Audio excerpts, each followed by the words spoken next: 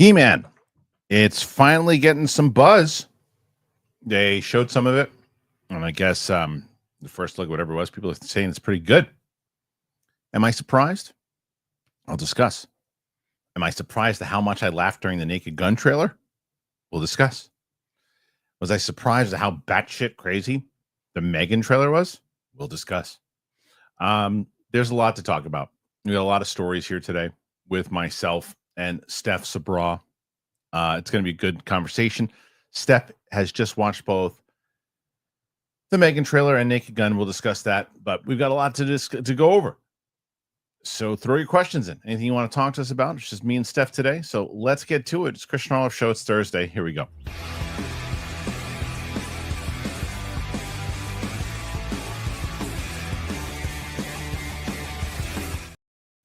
Welcome back, ladies and gentlemen. Steph Sabra is with me here on the show today. Hello, Steph. How you doing? I like the hair. I like the new Hi, color. thank you. It's nice. So what did you let's get right into this.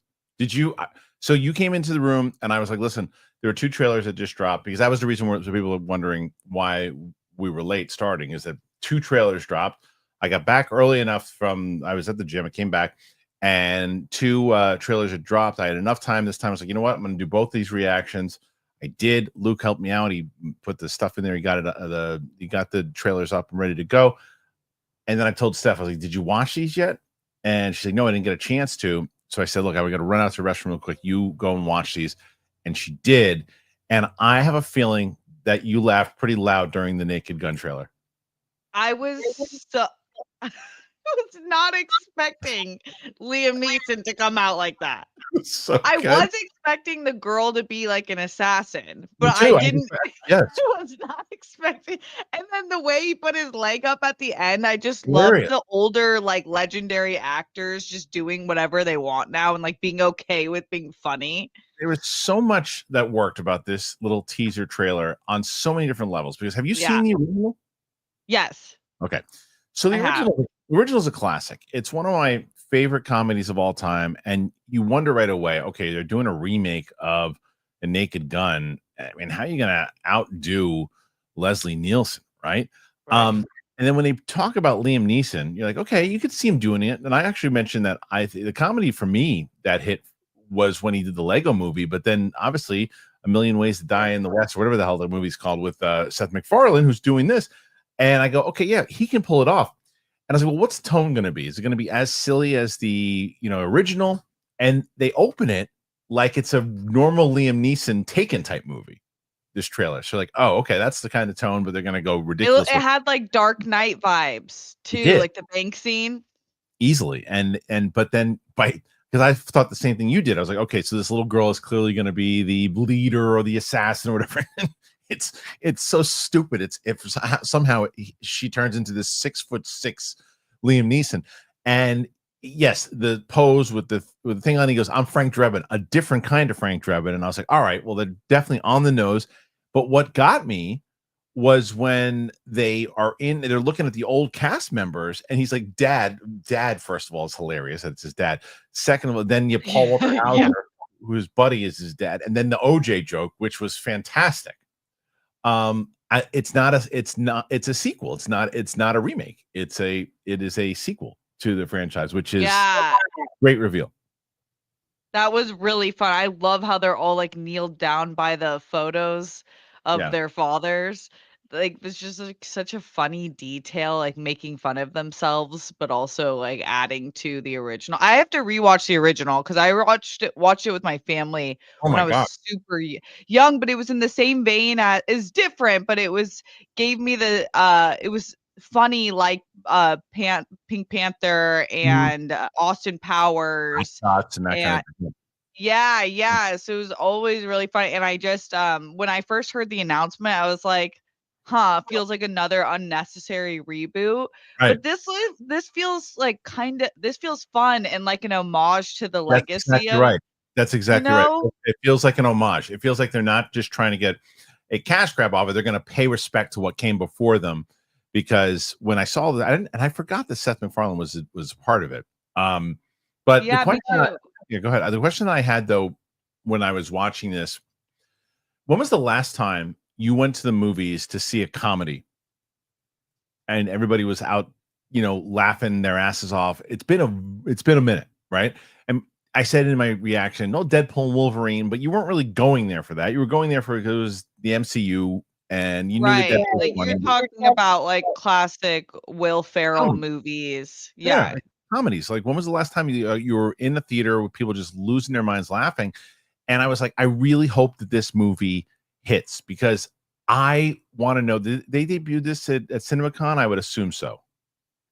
I I would don't assume so. know. Yeah, I would I want assume to so. know. I hope they did because I want to talk to Coy or whoever else, because I can imagine that theater was losing their minds during this. It was only a minute, but I want to feel like that again. I haven't been in Yeah. in a comedy in a while, and I'm really excited for this movie.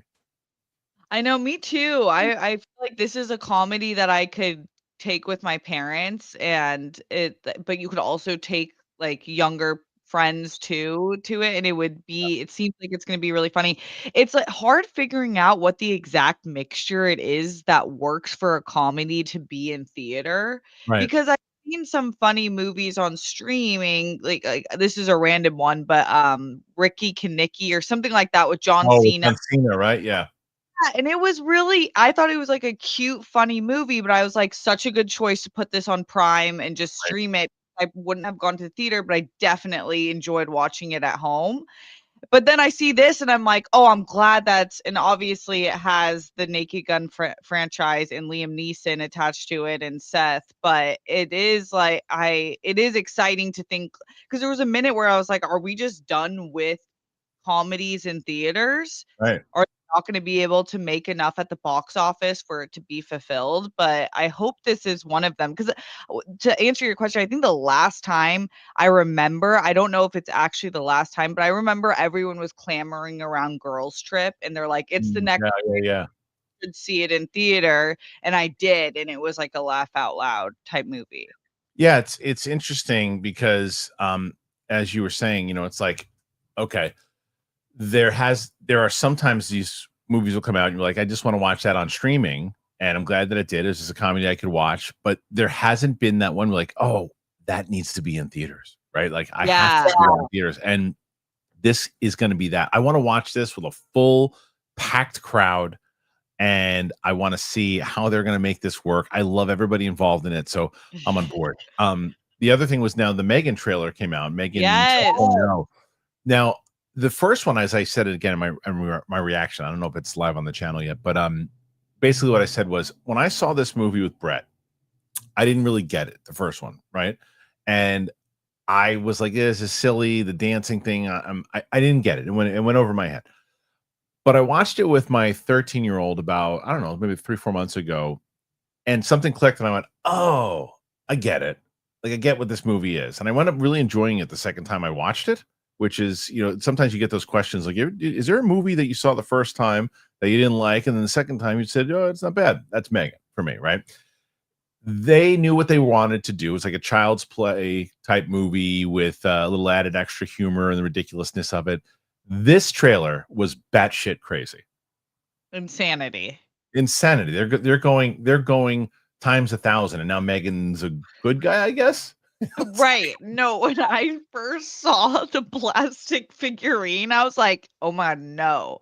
What right, is happening?" But it's like the movie where it is so weird because I'm like hit or miss with horror, but I love horror comedy, and I thought that they did such a good job with making Megan like such a weird concept, but, like, different from Chucky, but similar, and I think that this is, like, cool, like, I like when you see creators who are like, "I know my franchise, I know my characters, and we're just gonna take it in the direction we feel fit," and it is doing what it did in the first one, which is, like, creating kind of, like, this bizarre agreement with its audience, but then maximizing that and being like, "Okay, we know you loved Megan and the mom and daughter combo, so we're just gonna continue this legacy."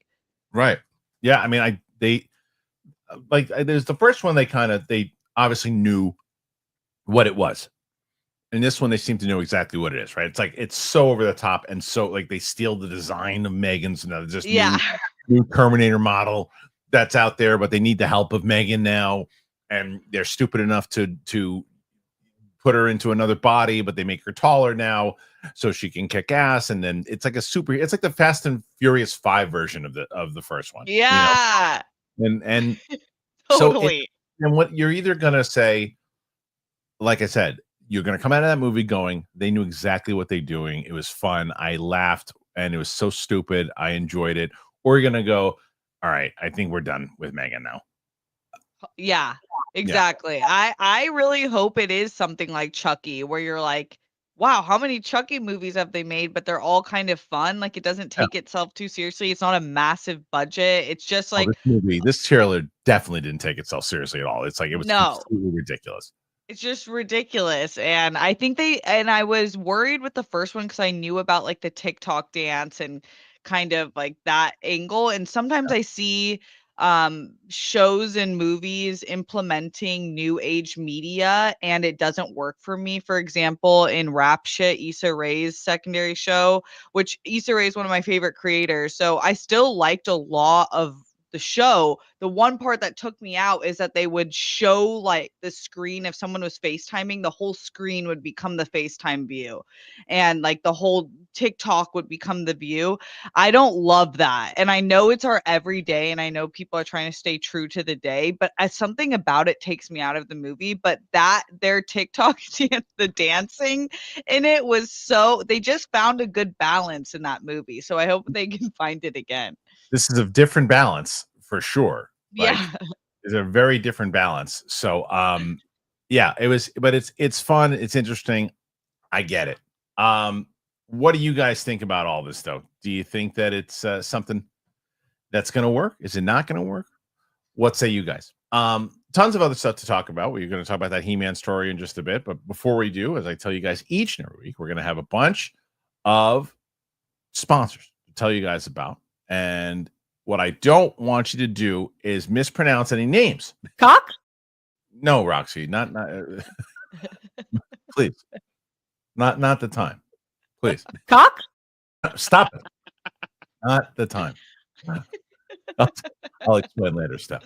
All right, okay. let's get to these ads. With Robinhood Gold, you can now enjoy the VIP treatment, receiving a 3% IRA match on retirement contributions. The privileges of the very privileged are no longer exclusive. With Robinhood Gold, your annual IRA contributions are boosted by 3%, plus you also get 4% APY on your cash in non-retirement accounts. That's over 8 times the national savings average. The perks of the high net worth are now available for any net worth.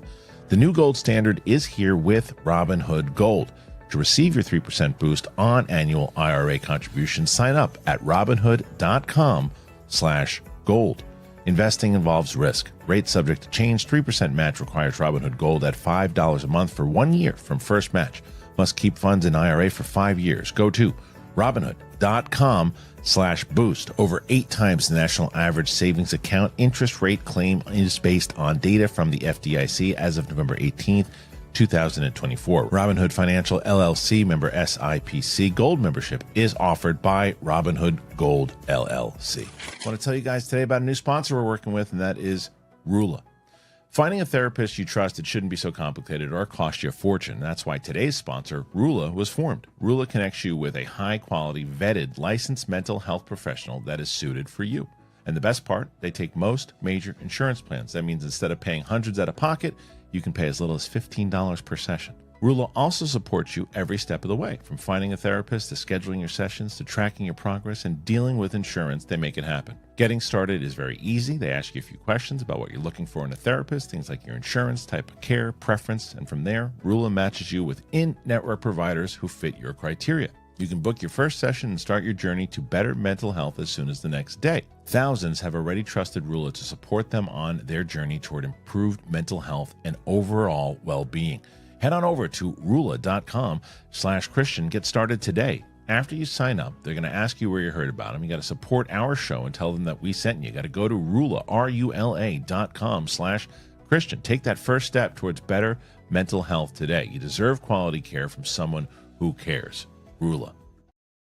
All right. Thank you to our sponsors here today. Very excited to have both RULA and Robinhood. As I say, there's always a way to support the channel. You can do that by getting yourself something wonderful. I just gave you two great options. Steph Sabra, right now, you are competing against Roxy Stryer. Okay. 99 she had on Tuesday. Good run. Good run. She had beaten Roka, came back at the end. And one of the ways she came back was because of that little clip I showed. So what happened was there was a super chat about Millie Alcott, right? Yeah. Which at first Roxy called her. I didn't even nothing to even remotely sound like that. And I said that's not the name. I said Millie Alcott. And she goes, yeah, Millie Alcott. And I go, no, cock. And she goes, cock. And then that was clipped out. And that's the clip. And that was it. And that she was wearing this. The best part was that it clipped out, and then she was wearing the same thing. So like where you are, just out of nowhere. Cock. And it just looked like someone said it looked like she had Tourette's. Like she would be in the middle of having a conversation, then I hit the button, and then she my God. Absolutely it was great.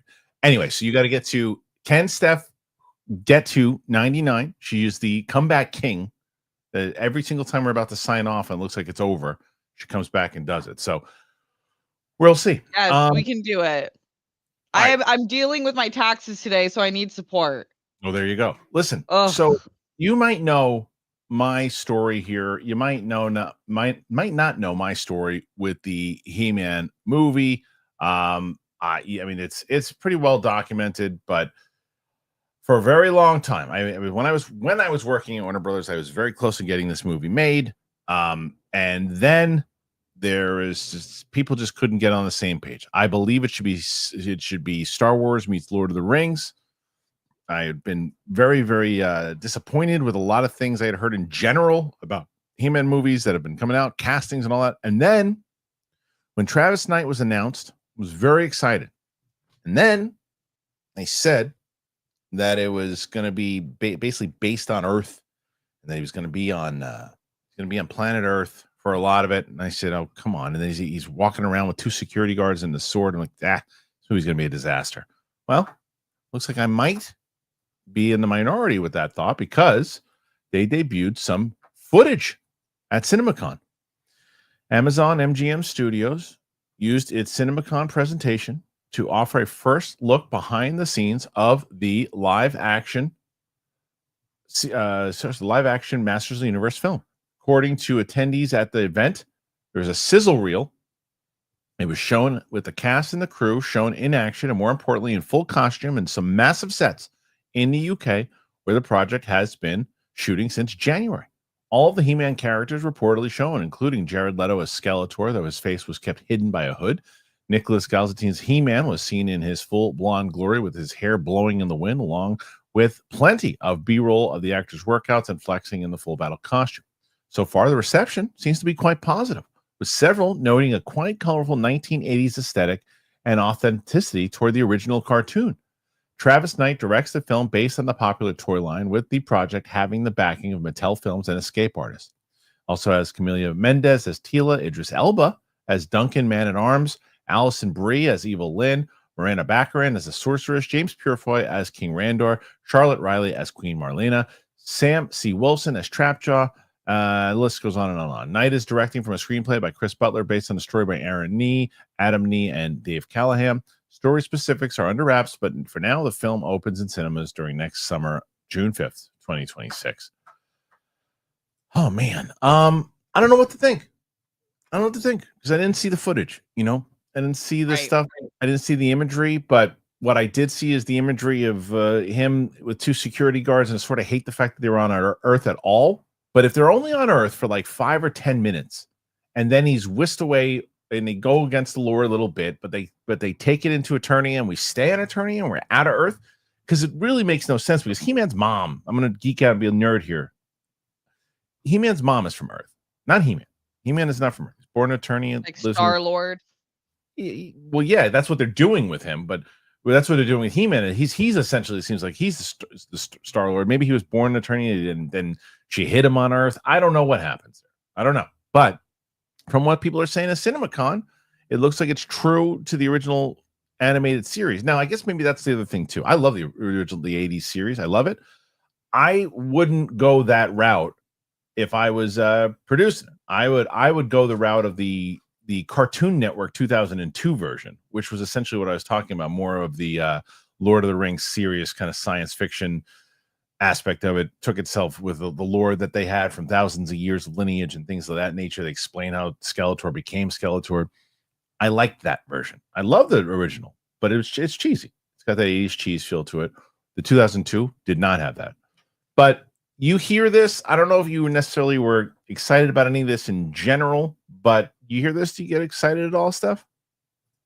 Yeah, I like the cast. I think that I'm not huge on the He-Man universe. I know it's Mhm. a beloved. So I feel like I might fare better than a true fan, but I'm not sure because it feels like from this that they're giving some like they're, respecting more and kind of those bright colors that they had in the original. And so I don't know, it will be like I think really about balance, and we Yeah. just talked about that with Naked Gun, and it's like when you're extending like a beloved franchise, I think that it really is about balance, like how much do you pay to the true fans who have been there, but also extending it out to new fans. So I have no idea could like the premise and everything, and because it is such a like niche bizarre type show and the characters and everything, they have to really execute. They do. And the reason I get hopeful again is because I like what Travis Knight does, whether it's Kubo, Bumblebee. I like what he does. And I just didn't like, I feel like it was a studio note to put him on Earth. And if that's the case, I don't know, maybe not. I don't know. Maybe the screenwriters thought that that would be the best direction to do it. Maybe that their people aren't as attached to the Masters of the Universe lore as I am. And like you said, maybe it's just not, you make a good movie, people aren't really going to give a shit if he's on Earth or not. I don't know. I want to see how it's executed. I want to see how, what you would think is that Amazon would want this to be an ongoing franchise. So Right. you're hoping that it would crush and that they stay on Eternia moving forward, and they establish kind of what Adam and He-Man kind of do there, and if they set it up the right way, they got to have the music. I really hope they take like a Alan Silvestri version of the He-Man theme, and the I really hope that they use that in some way, because there's some stuff that works in that original score. Like I remember having the DVDs when Riley and I were doing research on some of the storylines, and it's like a Stratos scene or whatever it was, but there was the opening of the DVD was this kind of just like this score. It was beautiful in the throne room, and I hope that they take some of the original score and use that. I think it'll be a nice Easter egg for a lot of the hardcore fans, and there'll be some music for other fans to appreciate. Yeah. So, another IP that's coming out this weekend, Minecraft. Mhm. Well, the reviews are in, and I'm so curious because I put my review out yesterday, and I want to see what people are going to say about this. I am very, very curious. Okay, we're in the midst of something of a video game adaptation renaissance with HBO's The Last of Us and Amazon's Fallout both launching to strong acclaim and great ratings, while the Sonic the Hedgehog films have gotten more critical praise with each entry. That said, it hasn't all been wine and roses. Borderlands was a disaster. Five Nights at Freddy's made major coin, but the film wasn't well received. It wasn't well received by who? By who? Critics? Fans dug the film for what I thought. Maybe I'm wrong, but my daughter dug it. Made major coin, but the film wasn't well received. Monster Hunter and a new Resident Evil were duds on arrival, while Uncharted, Mortal Kombat, and the Super Mario Brothers movie scored mixed reviews but earned well. Mario becoming a box office juggernaut. Now comes a Minecraft movie. It's a film based on the biggest game in the world for much of the past decade, and the consensus is another mixed review. With 43 reviews counted, the film's at 56%. Yeah, that's about fair. On Rotten Tomatoes, which is on par with 2021's Mortal Kombat reboot of 55 and Tomb Raider's 52.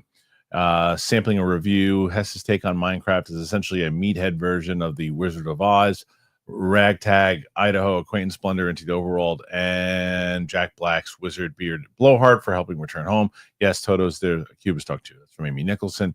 Let's see who else. Liz Shannon Miller, former Schmodown competitor. It's the fairest of praise to say that the best video game movie Jack Black has made in the last year. However, the Jared Hess directed adventure is a relatively accessible, often enjoyable adaptation. Anybody else we know there that we want to give a shout out to?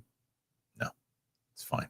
I will do one more. Those behind a Minecraft movie saw the infinite possibilities laid out before them and opted for the one that's been made 1,000 times before. That's from Jacob Aller. And I happen to agree with Jacob on that one. Did you see it, Steph? No, not yet. I took Maisie to see it, which was we had she in the middle of it. I said, Maisie, what do you think? She was in the middle of it, which was hilarious. Which, by the way, right before the show, I watched the video you sent me of her. That was she was doing like a full-on improv coach monologue. Yeah, she was like she did the just do it. I played the audio. I played the audio here. Yeah, it was crazy. I literally crazy. I told her to say none of that. That was all her. And then the end is the best part. The end is the best part. Actually made sense. Yeah. Be the ball. Do the ball. You got to be. Yeah. She kept doing you got to be a nice person. Yes. and she was doing that. It's hilarious. But like we went to the city. We had a nice trip, the two of us. And she never really played Minecraft, right? And so she was just there to see it. She got the sword. She was excited. She's like, okay, maybe I'll like it. And then she liked Jack Black, which was great. Yeah.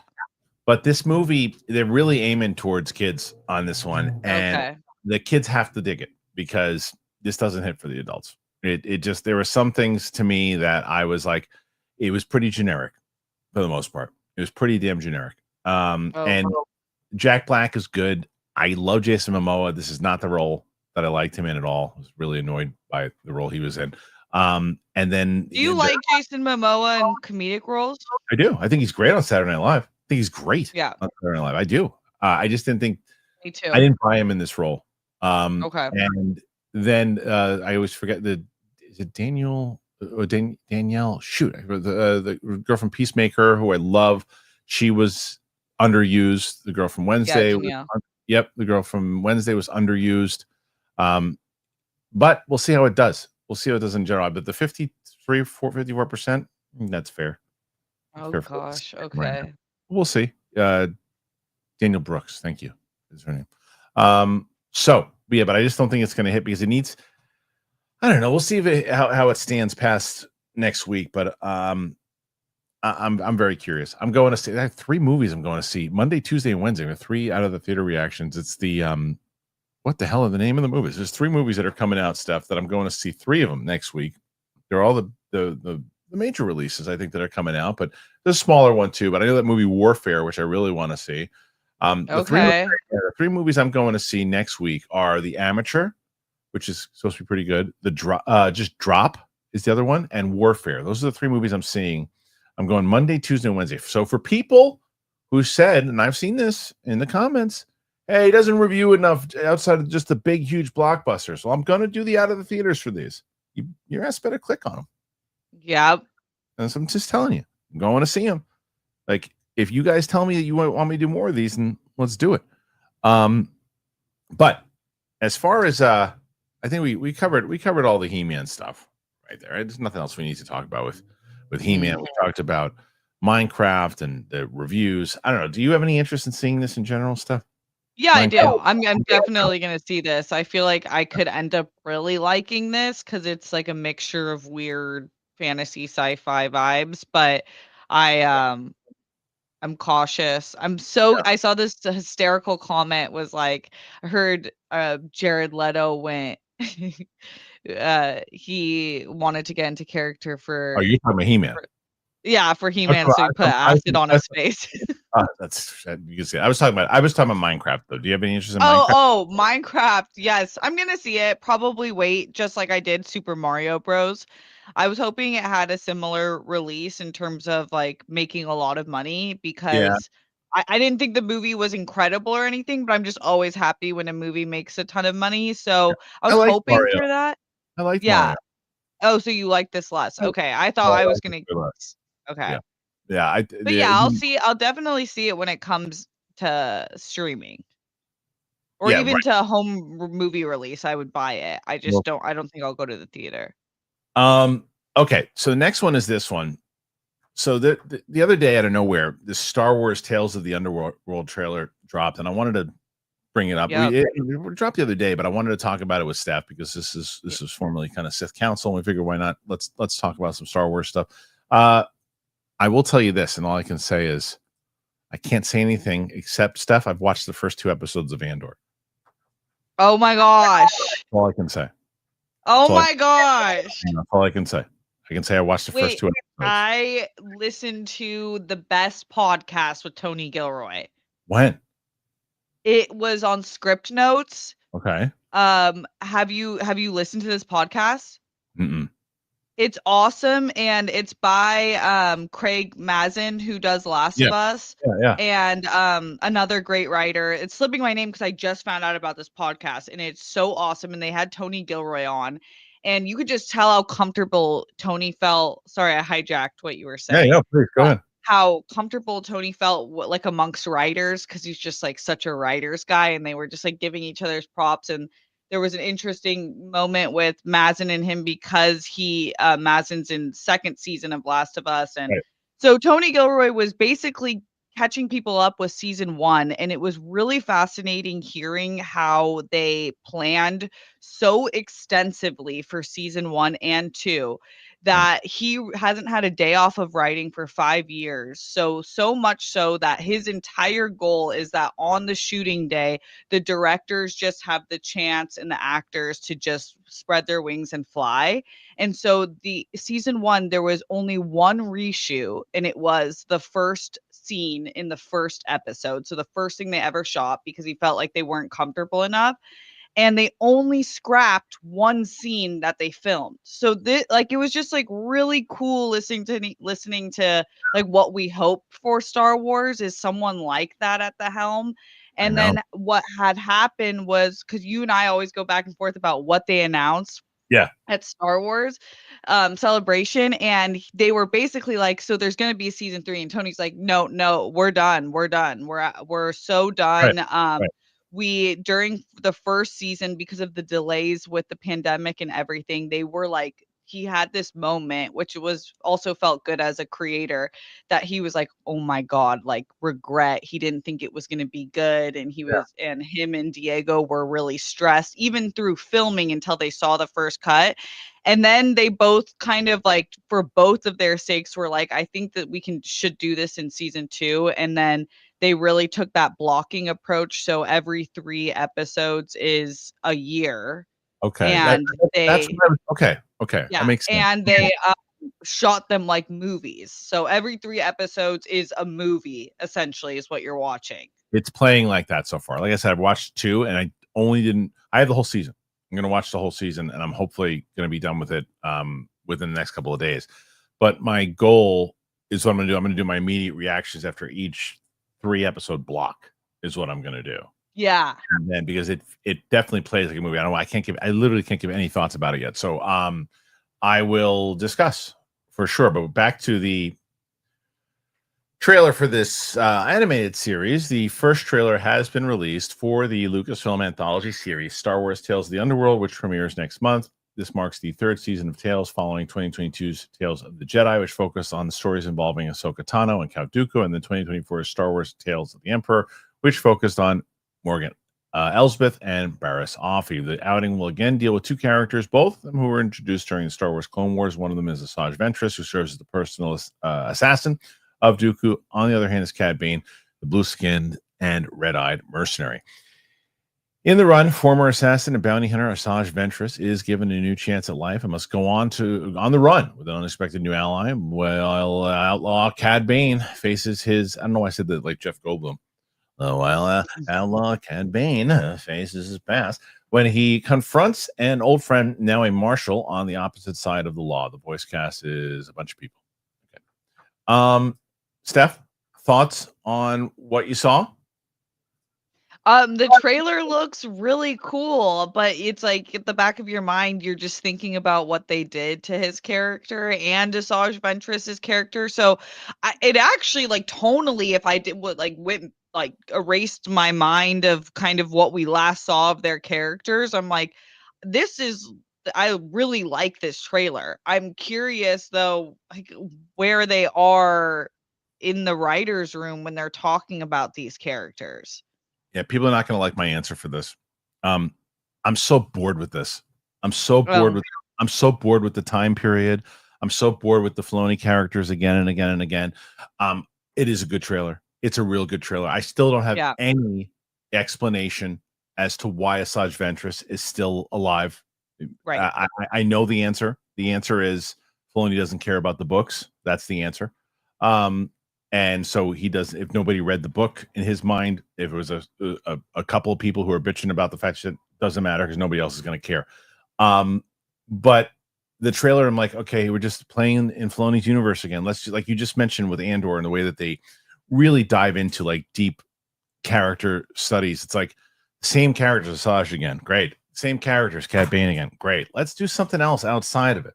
Let's do Tales of the what did we do the second? The second one was what? Tales of the Bounty Hunter. No, what Tales of the Sith? Tales of the Sith? It wasn't it Tales of the Jedi, then Tales of the Sith? Was it? I don't think it was Tales of the Sith. I don't even know. I don't even know. Tales of the Empire. That's what it was. Tales of the Empire. Let's go Tales of the Sith. And let's go all the Tales way of back. the Empire, I think you're right. We have an opportunity in animation to explore different time periods in the way that like Visions did. Visions explored way better and told new stories, even though they're not canon, than anything that they've been doing in the animation recently. It's all the same thing. It's like Clone Wars related to the Clone Wars series, related to the Dave Filoni thing, related. It's like, let's get some new stories inside of animation. Why are we telling the same stories with the same characters we've seen a million times? Asajj again. You're not going to tell her why she died or two. Asajj, Cad Bane. I love both those characters. Seen it a million times over. Get out of that time period, Dave. You can do other things. You don't have to just go the characters that you like because that's your world. We get it. We get what you did. You did great stuff. Clone Wars was amazing. Rebels was great. Move on. Let's get some new stuff in animation. Create new characters inside of animation because if they hit inside of animation, then they can hit in live action.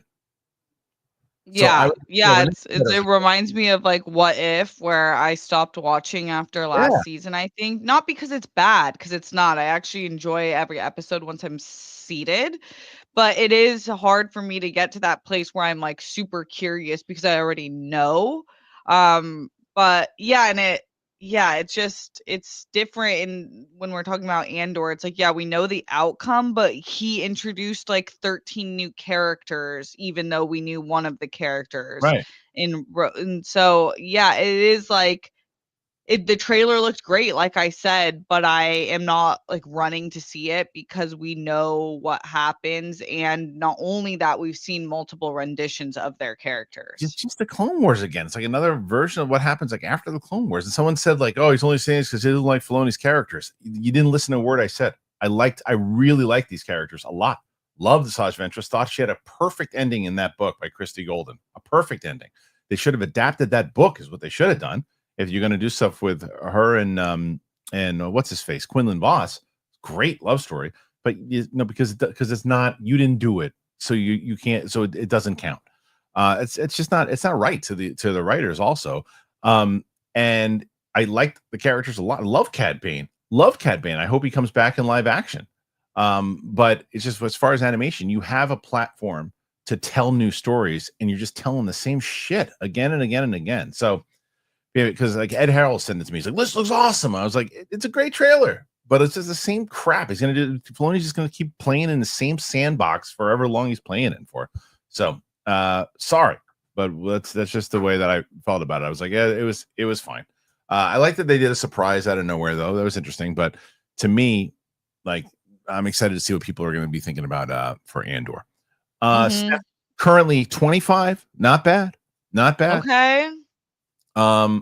Did you hear? Have you been keeping up with the CinemaCon news at all? A little bit.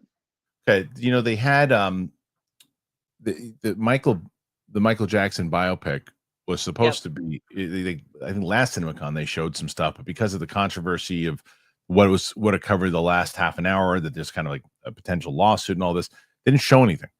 So there's some news now. apparently the Michael biopic could be split into two. I'll tell you what, this guy, I literally thought that was Michael Jackson at first. Totally. Really, really good.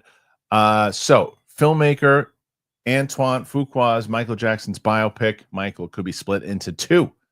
Deadline is reporting that the film is clocking in at nearly 4 hours with the two-part film option on the table, but not a definite at this time. The film was notably absent from Lionsgate's CinemaCon presentation yesterday. The title was mentioned, but no material was shown. At the time, it wasn't clear why, with speculation led to the current legal issues his estate is dealing with. Though still earmarked for October 3rd, many are still indicating the film is now pretty certain to be pushed to 2026. The trade suggests a key factor will be the availability of the IMAX screens. They also say there are a lot of sign-offs here with Universal handling overseas and Japan sold separately. Okay. So, Steph, the thing is, I applaud Antoine Fuqua for including everything. Because a lot of times when you make these biopics, the stuff, if depending on who's handling it, they don't always include the nitty-gritty stuff, and it looked like he was, but you're gonna get a lot of pushback from the estate, and you're gonna get a lot of pushback from a lot of the fan base if you cover some of this, some of the controversies, So what do you think? You think they're gonna remove this altogether? Are they gonna shoot a new ending? Are they gonna do two parts? Because these movies could make a lot of money if they did too. Yeah, I don't know. I'm kind of at a loss for words in general when it comes to Michael Jackson. I have no idea what to really think Believe, right? of anything or believe of anything. And I feel like, regardless, there's weird stuff for sure. And that's just like facts, just optical facts. I'm not saying like what the actually happened, but it is like, I don't know, biopics are so hit or miss for me. I liked A Complete Unknown, but it was, Oh wow, it's did you like A Complete Unknown? it was my number 2 or number 3 Yeah, movie. I really liked it. I'm Oh, saying, okay. like, I think they did a really good job, but there's other ones where I'm Oh, just okay. like, I see. "Okay, that was cool." Like, it didn't really do anything different for me. And for Michael Jackson, it's like, yeah, there's a part of me that wishes they just focused on the fact that he was, like, the greatest pop star of all time, and what he did was in absolutely insanity in terms of artistic genius.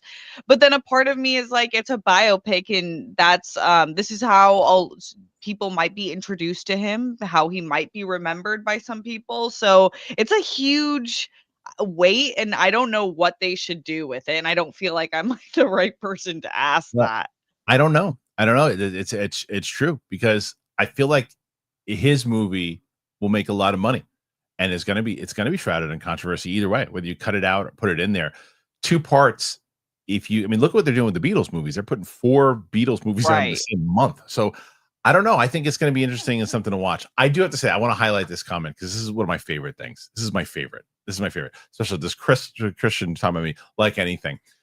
You special ed, you have to go to the meetings. This is what I tell everybody. You have to go to the meetings because you guys are not on the same page. The meetings are there.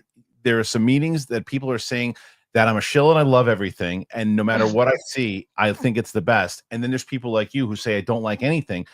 You can't comment until you get on the same page with everybody to see where the latest meeting is because you're off base because apparently I love everything and or I hate everything. I that's the stupidest fucking thing. I see it all the time, and it's either somebody who says, "Oh, you love everything," and then you get this guy, he hates everything. It's like, come on, go to the meetings. They'll tell you. They'll tell you where I'm at, what you're supposed to be saying.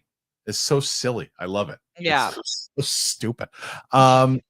Anyway, what else is there anything really else to going on? I think we covered a lot of stuff today, Steph. I think we Yeah, we did. covered a Oh lot. my gosh, yeah, it's Um, already been an hour. That's crazy. I think so. Well, we've got about 44 minutes, but Oh still. yeah. But let's see. I think yeah, there's a little more. There's a little more actually. I guess they teased Jurassic, Wicked 2 and more at Universal. Universal news is starting to come out now. So I don't know let's see what the buzz is for. Let's try to do that. And then there's a new trailer for The Accountant Part 2, which I definitely want to see. Let me see. Hold on. Let me get to this. And let me go and bring that up. Okay, here it is. This is from Universal's thing today. Universal teases Jurassic 7, Wicked 2, and more. Is Wicked 2 your most anticipated, or is Avatar? Oh my gosh, it's such a close call. You can only go into one movie theater. Which one are you going into? I am so sorry, James Cameron. It's because of Spider. So it's because of Spider. I'm so afraid of Spider, Kristian. Wow. Okay. Wow. Steph broke my heart. Universal Pictures had its big day at CinemaCon, kicking off with a full screening of the live action. Oh yeah, I've heard about this. People are raving about this How to Train Your Dragon remake. Very positive responses. In addition, the studio confirmed a sequel to that remake is in the works. Wow. Okay. And is targeting a June 11, 2027, even releasing a brief logo. Wow. Look at that. Though discussed, nothing from Steven Spielberg or Christopher Nolan's 2026 films were revealed onto the rest of the presentation. Jurassic World is the first one here. Hold on. Jurassic World, there was a new trailer. It was shown with a heavy emphasis on the scene from the original Crichton novel as the team attempts to drift through a lagoon in a raft with a T-Rex around them. Scarlett Johansson was on hand to express her excitement about being involved and how the new film aims to bring scares back to the franchise.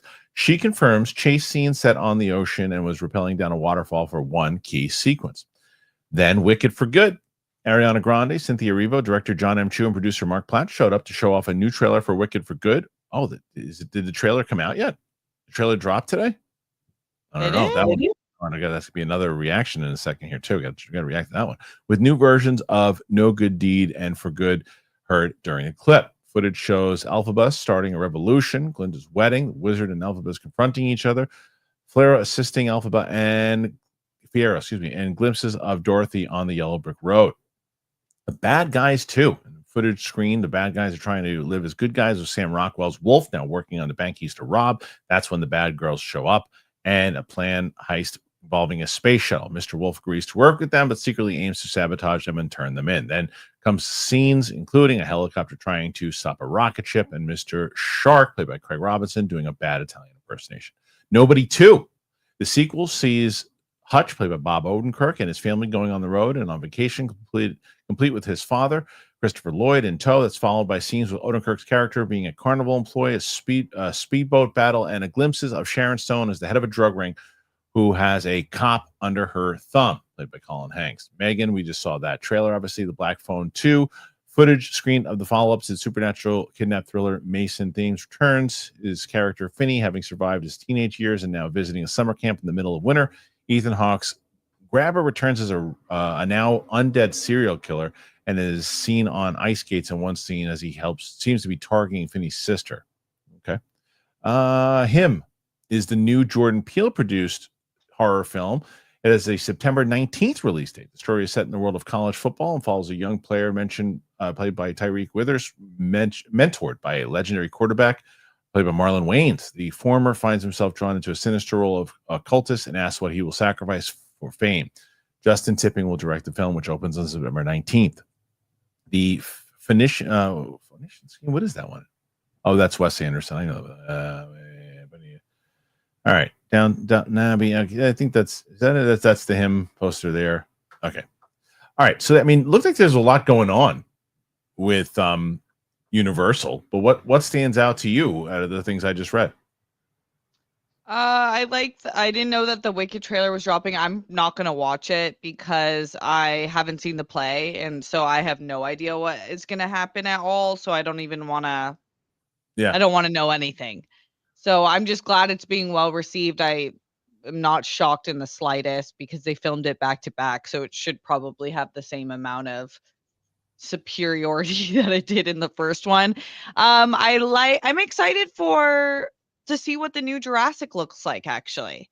I like yeah. I think the cast is a fun choice. I think that bringing back some people and then introducing Jonathan Bailey and Scarlett Johansson in it is like a fun duo. Yeah. So that's kind of shocking to me because I was so out of the Jurassic Park, but now I feel like, okay, what's this? Right. Yeah. I'm excited to see what they do. I'm excited to see what they do and I hope that they actually do what they say there with the scares and bring it a little more solid. But I feel like they're going to do the hybrid monster thing again from the trailer alone. It looks like that's what they're going to do. I hope they stay away from that. But somebody made an interesting point that that they think it could be a prequel to the original Jurassic Park, which that'd be interesting. Could be interesting. But not Jurassic Park, the original Jurassic World, the prequel to Jurassic. Oh, World. okay. I was gonna say not Jurassic. It wouldn't make sense to Jurassic Park, but we'll see. I like it. Seems like they had a lot to do though. Universal and Black Phone. I really enjoyed the first one. I don't know. I got to see the trailer because I don't think the write up of it did it justice because it sounds a little like what's he supernatural now? Ethan Hawke. I don't know. But right. Did you like the first one? I haven't seen it yet. I heard I would like it, but I hear it's genuinely scary because it's creepy. It's creepy, but it's creepy, but it's a good movie. Yeah, I did hear it's great.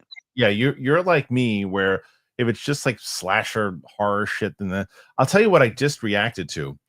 I had never.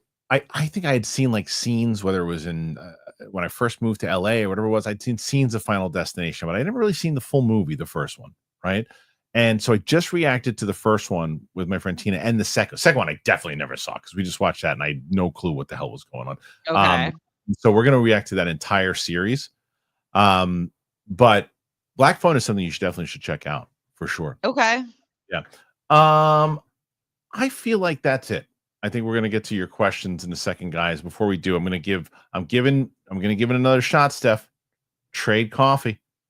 I got to tell people about Trade. I'm trying them. This is a spot for them just to keep them on board, and hopefully people, because they told us we're out. People aren't buying it. We're done. I said, well, hold on a second. Let me see if I can get them to get some because you guys are that good, and I want to keep you around. But I'll tell you about Trade. I have been in absolute heaven with Trade Coffee being back. I have their new mug that they gave me. Got a whole big bag of coffee that I've been. Whole beans. Oh, I love Trade Coffee. It really is just legendary. So if you don't have it, you should, because for me, I have a familiar routine. Coffee for me is the first thing in the morning. It is what I need to start the day. I need those cups. I have 2 cups in the morning, and I have my whole bean from Trade, and I just love it. Coffee is important to me. Trade is the #1 U.S. specialty coffee marketplace. It brings you fresh coffee from over 50 country's top roasters. Trade's experts have taste tested thousands of coffees to curate over 450 amazing roasts. Whether you're new to coffee or you know your favorites, they'll handpick the perfect coffee for you. You just take their quiz, and in under a minute, they'll match you with your perfect coffee. If that first bag isn't quite right, no problem. Trade replaces it for free until they nail it. And trust me, they're going to nail it. Their prices are on par with grocery store brands, but the quality, next level. Plus, you're supporting your local roasters. It really is a win-win. There's a dark roast that I really like. I love the way it smells. And even Mike Kalinowski, who doesn't even drink coffee, he just misses being in the LA studio to smell Trade coffee. And the beauty of this right now, Trade is exclusively offering our listeners 40% off your first order at drinktrade.com/Kristian. It's that easy. Drinktrade, TRADE.com/Kristian for 40% off your first order. Drinktrade.com/Kristian. You will get this. You will thank me and let them know that I sent you. Trade. All right. Well, use that code while it still works. I'll tell you that. How about that? Okay. Let's get to some questions here, Steph. Because currently, starting off the question section, again, not even an hour in, you got 31. That's pretty good. So you need just around 70 to beat Roxy. Just around that. Okay. If there's anybody that can do it, it's you. So let's see. And what's this? Kyle Wilson, do y'all have any juicy CFs? The hell is that? Do you know what that means? No, CF. I don't. Juicy CFs. I don't know what that is, Kyle. I'm sorry. I don't know what that is. Kyle says, Steph, ask Kristian to show you the April Fool's clip. What is it? What's the April Fool's clip? Steph asked me to show you the April Fool's clip. Oh, I can tell you about it. I don't have a full. Oh, clip. Rox told me of what Sadie did. She did. She told you about how Vivi broke her wrist. God, you too. It's like that's like the most. Every couple has the most inside humor. That's dark. It was. She was like I got you, like son of a bitch. Jerome Hazelwood became a YouTube member. Good time to be a member. We just put Hell a whole. yeah.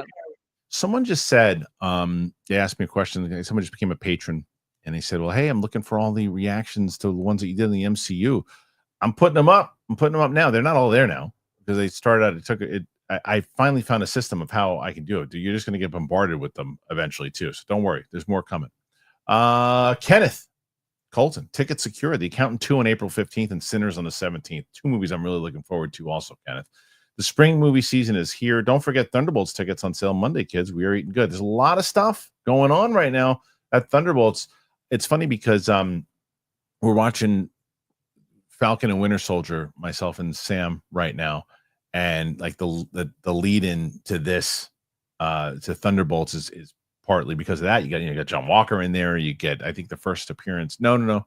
Is it the first appearance from Julia Louis-Dreyfus, or is that at the end of Black Widow? I'm not sure. Anyway, so there's a lot kind of leading up to that. So Sam is getting a chance to check it out. Yeah, I'm so curious what they do with her character. Tonally, it's like she always feels Oh, it's like true. put in. Yeah. It's true. I haven't responded to her yet. Simon Section.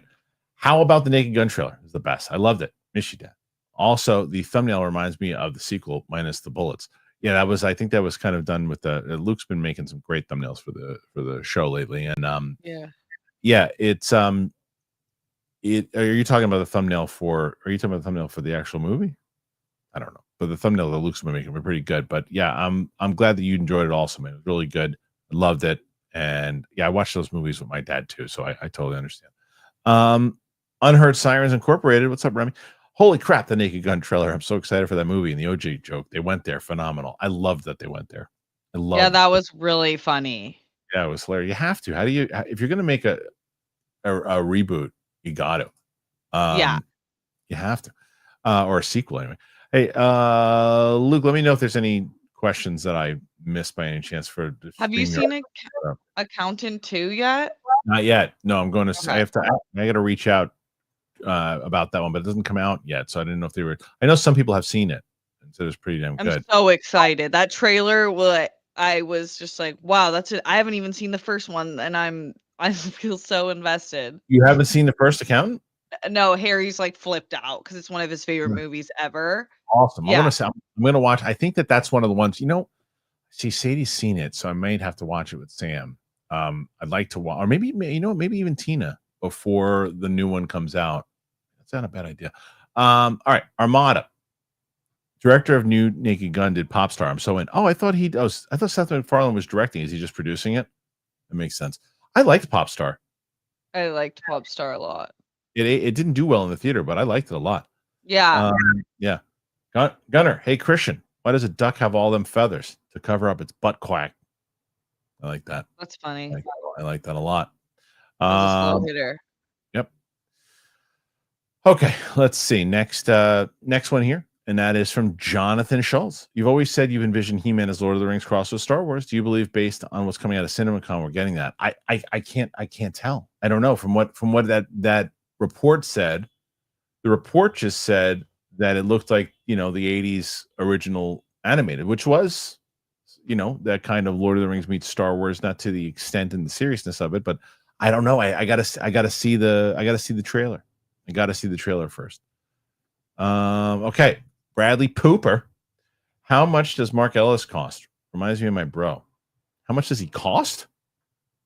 What's that? Priceless. He's priceless. You can't buy Mark Ellis. Can't buy him. No, Tyler Fletcher. Guys, there was a surprising screen of Thunderbolts today to get people raving about it to buy tickets on Monday. Tickets on sale Monday. Was there a screening of Thunderbolts? Is that true? I haven't heard that. I haven't heard that either. But did Disney do is there a panel today? Because I don't think they did one yet, right? They did. Is there a panel tomorrow? I don't know. Maybe you're right. Maybe there is a screening of it. I think it's going to be really good, the Thunderbolts. I think it's I do. I think it's going to be good too. Yeah. Legend MM600. Oh my God, girl, you look so hot. Love that style. Well, thank you, but you don't need to call me girl. I appreciate it though. Right. Yeah. Gregory Thank Dopp. you. Naked Gun Jr. looks fire. Original was a perfect movie. It really was, and this new one looks hilarious. I wish I I'm was so in. glad everyone agrees with that. Yes, I wish I was in LA so we could all go see it as a crew. I know. Wait, No. when's your birthday again? Isn't it October around 1st. the? Oh October no. For a Yeah. while. Bradley Pooper. My favorite movie of 25 is Novocaine. It's awesome. I heard it was pretty good. Didn't do very well, but I heard it was really good. Did you see that one? I That know. one with- No, I really want to see it. I feel like it was one of those two that I didn't know until it was already in theaters. Yeah. And then yeah. And apparently the StreamYard did that stupid thing again. There are some missing super chats, but Luke's going to get them to me. So we'll read them off in a second. The panel for Disney is today, by the way. Okay. Mike Joyce. I'm excited for Naked Gun reboot as well. When was the last good parody movie? Scary movie? They're doing another scary movie also, aren't they? Do you have a favorite parody movie? A favorite parody movie would have to be Airplane. That's my favorite. You've seen Airplane. Austin Powers. No, we've talked about this. I need to see it. Oh my God. I know it's one of the best. I think I must have seen it because my parents always watched the classics. I must have seen it as a child, remember it. but I don't. Yeah, I don't. Yeah. Did you get Harry out of his anti-New York yet? You got to get here. I know. I need you to react to that movie with me. You'll love that movie. You'll love it. Okay. Vivian watched it about 2 years ago. She thought it was one of the funniest things she's ever seen. She loved it. It holds up. It just holds up. Gregory Dopp. Christian's in the dark mode. Steph's in the light mode. Pure. Yeah. Look at that. Look at that. That's nice. I'm going full Sith. You're going right side today. I like it. Yeah. I like it. 38 questions right now, Steph. You need about you need 62. You need 62 more to beat Roxy. Can you do it? Okay. Yeah. World Girls Battle in the last week of their show. Simon section. Let the record reflect that when Roxy returned from the UK, I expressed my frustration of a certain Righteous Gems episode minus the 69, and her response was balls. I request a remix. Cock? No, balls. Cock? No, balls. I'm telling you. So thank you, Simon, for it. But it was good to catch up. Yeah. Right. Have you not caught up with Righteous? No. We caught up last night. Okay. Thank God. But I haven't seen Righteous Gemstones since I think season 2. So I'm behind. I've never seen it. It's so funny. Yeah, the 69 was, I saw a clip of it, and it grossed me out, but it was funny. Did you see the clip of it? It's pretty gross. Javis, Naked Gun looks amazing. I've been wanting a movie so bad to just go and have a good time with. Novocaine did a decent job, but this looks great. It just looks like so much fun. Okay, let's see. Just emailed the super chats. Okay, let's see. Let me get them. Hold on a second. Let me get them. Trying to get them. Wait a minute. Where the hell is it? Oh my God. Where did he go? I'm not seeing this. He probably sent it to the other email address. I think he did. Yes, he did. Okay. So from the bottom, let's start. And they're all a lot from Kyle Wilson. Says, hey, kindness Kristian, how are you? I'm well, Kyle. Thank you. Kyle Wilson also says, sweetest Steph, how are you? Oh, I'm good. Thank you. Kyle Wilson says, I'm trying to get these in early in case I'm busy at work. I have to change my plans since Mike bailed. I love the World Girls show last night, Steph. Yeah, eat. That was the last one, right? Yeah. Thank you for being a part of the show. Yeah. He also says, Big Balls is Arnie versus AI debating Skynet. I think we're going to keep Big Balls against. Did you see Big Balls debating AI yet, Steph? You did, right? Yeah, I did. It was awesome. Yeah, we're gonna hold off on that for a little bit. CF equals confession Onan. Thank you, Kyle. Kyle's got a lot in there today. I took a short-term loan to make Winston eat the last dab on Sunday. Did you see? Would you all ever do a hot one show? Probably for sure. Not. Oh, okay. I guess so. Maybe I would. Kristian, I love spicy food, so I would be curious to see how far I could take it. Same. Kristian, if your show went away, I would be forced to watch more Roka. Could be worse. Oh, hey. It's not going away. So, even as a kid, I thought He-Man was lame, but Skeletor is hilarious. Skeletor does have jokes. Skeletor has a lot of jokes. I love it. Look out, Beast Brain. I wonder if they're going to have him be jokey in the with Jared Leto. Curious. 40 questions now, Steph. You're at 40. All right. 60 to take it out. Steph has that hot bartender that spent the night look with that shirt. Well, there you go. That's funny. Bobby Jackson. This is what I wanted to hear about Masters of the Universe. I always felt like the Earth stuff would be the first act and then a turning for the rest. I hope that's the case. So actually, Steph, we're actually at 44 because okay. So we're at 44. I agree with you, Bobby. Yeah, Bobby, I agree with you. I think that if it's just for a little bit, and you're like, okay, they started on Earth, we're never going back there again, then I'm on board.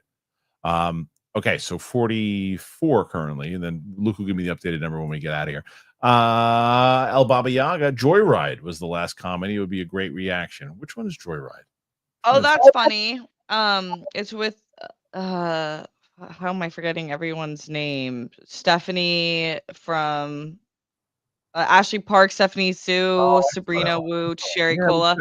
Yeah, that was funny. That was definitely funny. Let's see here. Simon Section. He-Man, typical scenario. Kristian sees the teaser trailer, doesn't like it, sees the movie, loves it, bombs away. In which ends in a cliffhanger when someone says the world, you have a twin sister. Yeah, that probably set up She-Ra. Very possible. Look, I'm going to like the teaser.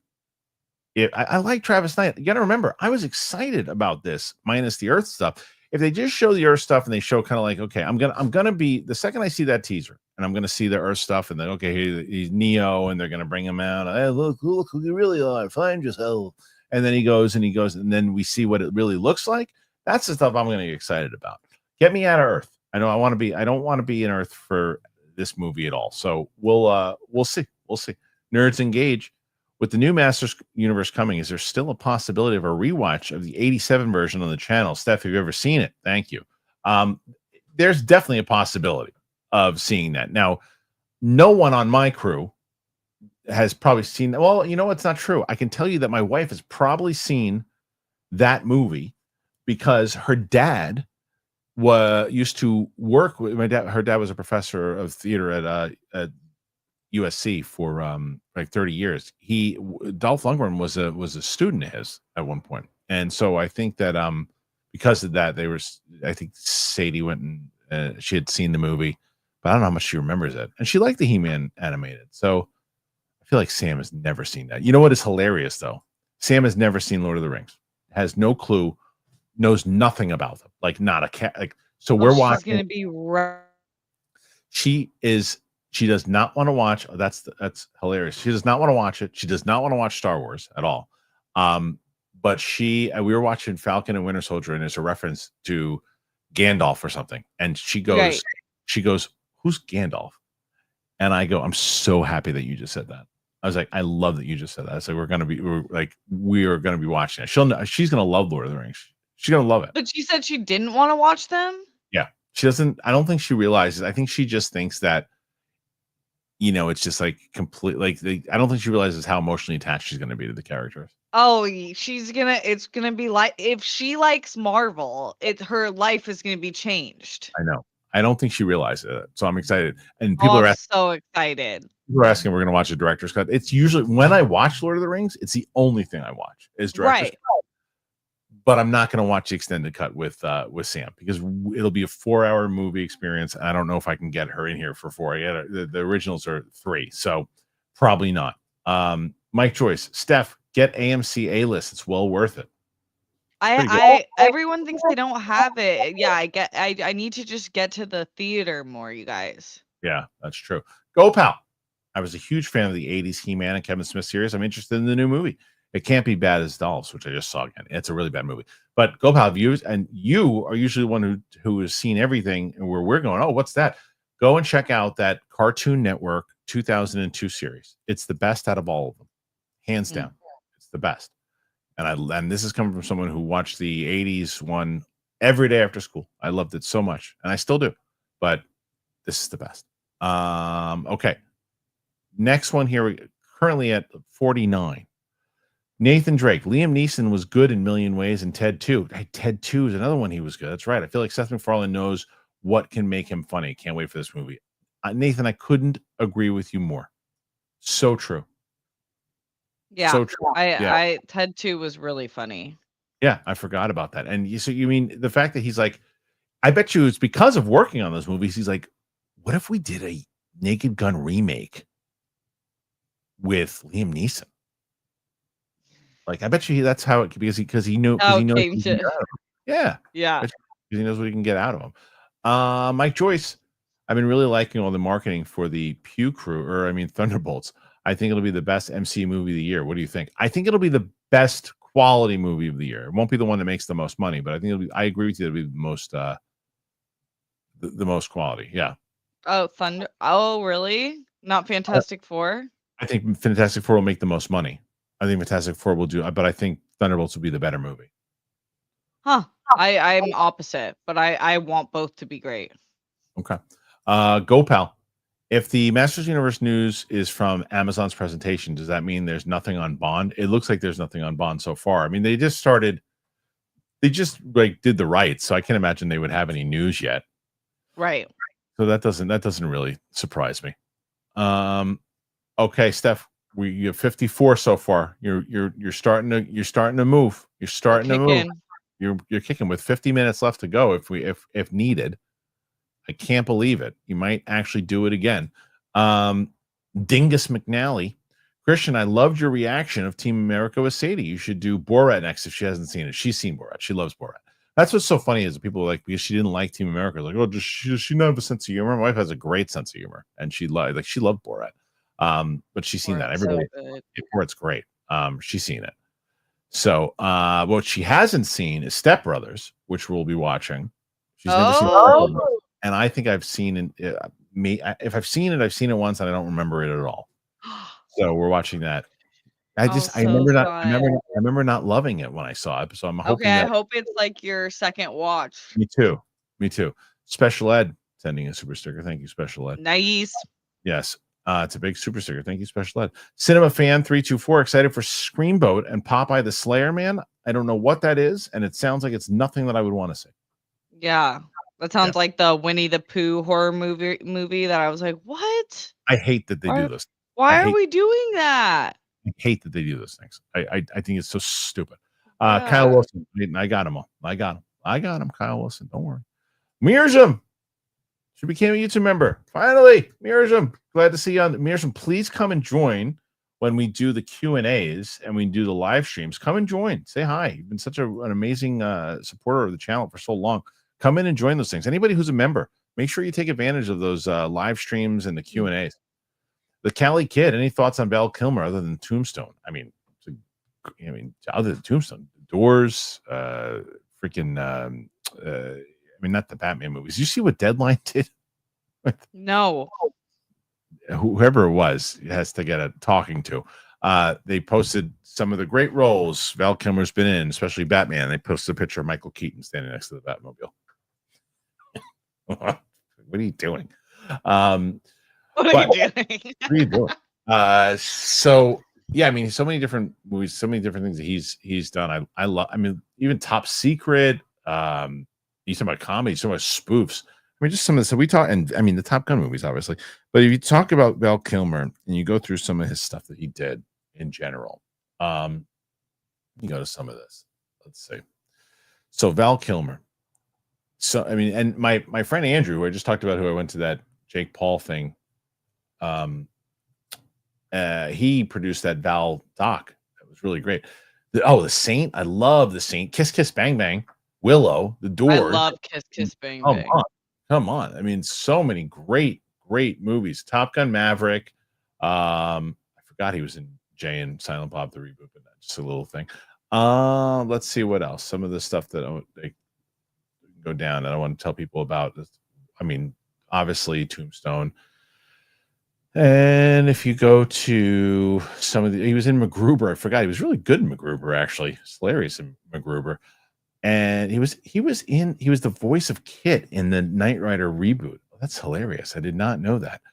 But this is some of the latest stuff. He was in Deja Vu he was Kiss Kiss Bang Bang, which I loved. He was in Entourage. He was in Wonderland. He was John Holmes in Wonderland, a rhinoceros penis. He was in let's see what else. So many different great things. He was the voice in Prince of Egypt, The Island of Dr. Moreau, Heat. I mentioned Heat, for God's sakes. Heat's probably one of my favorites of his. Heat. So, love Heat. Let's see. Love Heat. Yep. Okay, let's see. What is next? Okay. That's just from A. Rago. Did you see Josh Gad's Jurassic Park April Fool's tweet about the prequel movie where he played Ned the scientist and working with Hammond to first create dinosaurs? Am I crazy, or would that be a great movie? It actually would be. He'd be a perfect Ned. He'd be a perfect Ned. Yeah. I did not see the April Fool's, but that thank you for letting us know that. Yeah, that would be pretty great. Yeah, it'd be perfect. Mirjam, cannot wait to watch Andor. Enjoy it. Coming up soon. Real soon. Roger, who's been a member for 6 months. Thank you, Roger. I'm looking forward to The Naked Gun, and I'm glad that it's not a reboot. Hope to see more comedies in the theater. I hope this starts a wave. I really do hope it starts a wave. Unheard Sirens Incorporated. Remy, all right, you wore me down. I got some trade. Yes. Yes. Good. Big Black Coffee. Hell yeah. Yeah. I promise you'll like it. That's not... Steph, how good is trade? It's really great. It is so... I mean, I told you. I don't... Do I want them back as a sponsor? Of course I do. I'm going to be a subscriber to them forever.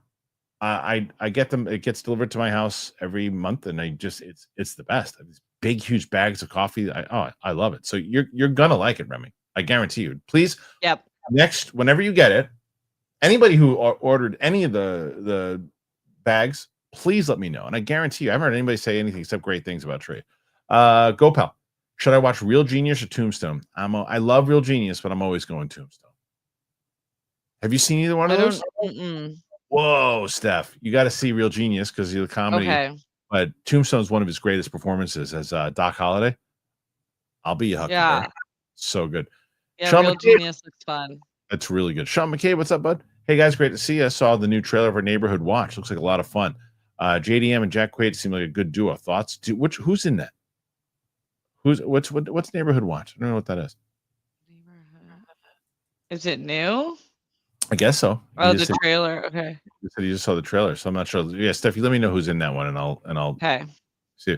GoPal, what's your favorite lesser known Val Kilmer movie? I mean, I guess Real Genius is if Steph doesn't even know what the hell it is. I would say Real Genius is. Dancing Dog 60. Yo, go ahead. Neighborhood Watch, Jack Quaid, Jeffrey Dean Morgan, Okay. Malin Ackerman. Oh, I don't know what that is. I never heard of it. Yeah. You're at 60, Steph. You are about 40 away to beating rocks. 40 away with 45 minutes to go.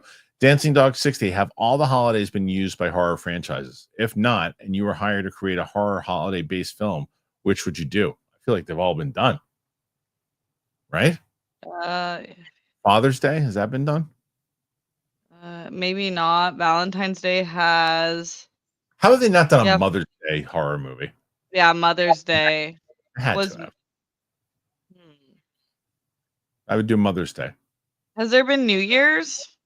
Or there has to have been. Well, if you include the late great Gary Marshall's romantic comedy as a horror movie, New Year's. But no, I don't know.